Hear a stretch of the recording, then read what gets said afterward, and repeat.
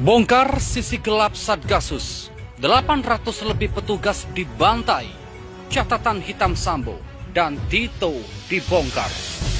Sambo dibentuklah Satgasus Merah Putih, yaitu Jenderal Sambo. Diangkat oleh Jenderal Tito Karnavian, waktu itu beliau jadi Kapolri. Diangkatlah Jenderal Sambo menjadi pimpinan Satgasus Merah Putih. 2019. Apa yang terjadi? 800 lebih petugas KPPS dibunuh dan Mabes Polri mengumumkan tidak boleh ada otopsi. Manusia 800 lebih. Bukan kucing, ternyata lebih komunis dari komunis. Puncaknya pembunuhan 6 laskar FPI. Yang bunuh 6 jenderal angkatan darat kan PKI, yang dibubarkan PKI. Wajar kan? Sesuai akal sehat. Nah sekarang yang dibantai, dibunuh itu 6 anggota Laskar FPI, yang dibubarkan FPI. Masuk akal enggak? Jadi sekarang ini kalau kepingin dapat jabatan harus gila dulu. Dan FPI tidak pernah merubah dasar negara. Bahkan yang merubah dasar negara dari Pancasila menjadi Ekasila, Trisila itu kan PDIP. Sebenarnya Satgasus itu sudah ada sejak kepolisian ini dijabat oleh yang sekarang menjadi Menteri Dalam Negeri, Tito Karnavian. Tito inilah yang merubah wajah polisi menjadi begitu politis, dan polisi ini begitu menghegemoni kekuasaan sampai akhirnya dari hulu sampai hilir jabatan-jabatan strategis itu dipegang oleh polisi.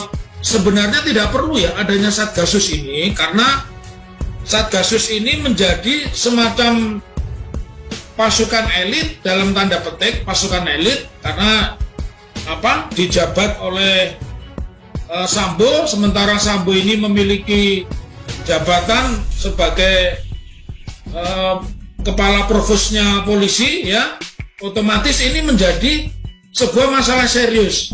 Bahkan Satgasus ini bukan hanya ditakuti oleh orang-orang di luar polisi, Kapolda pun takut.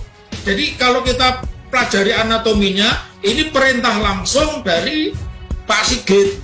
Jadi kalau kita melihat sejarah ini, maka betapa dekatnya Pak Sigit itu memiliki hubungan dengan Verdi Sambo. Jadi ketika kita memahami kenapa Pak Sigit begitu lama mengambil putusan hingga lebih dari 1 bulan, ya, dari peristiwanya 8 Juli dan seterusnya, ya karena persoalannya memang tidak mudah untuk menetapkan Sambo ini menjadi sebuah tersangka, ya.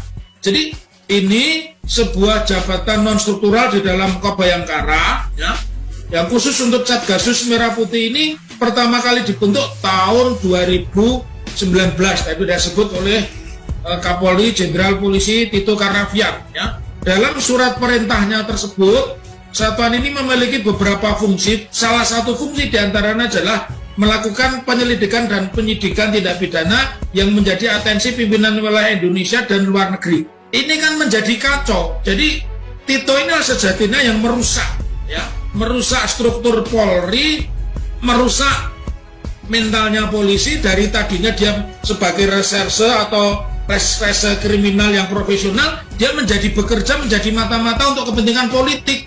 Jadi ini jelas institusi atau lembaga yang saya sebut embrio dari polisi di dalam polisi, karena dia bisa menyelidiki perilaku polisi.